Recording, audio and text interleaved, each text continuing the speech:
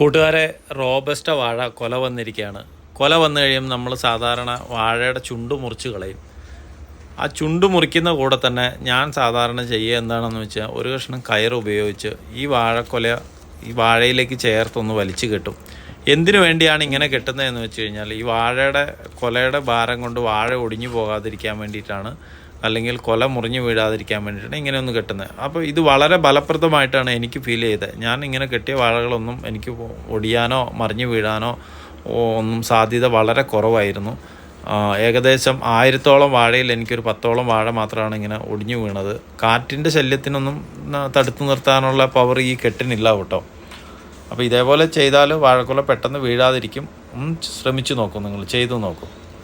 അപ്പോൾ എൻ്റെ channel subscribe ചെയ്യാത്ത ആളുകൾ സബ്സ്ക്രൈബ് ചെയ്യുക, ലൈക്ക് ചെയ്യുക, ഷെയർ ചെയ്യുക, സപ്പോർട്ട് ചെയ്യുക.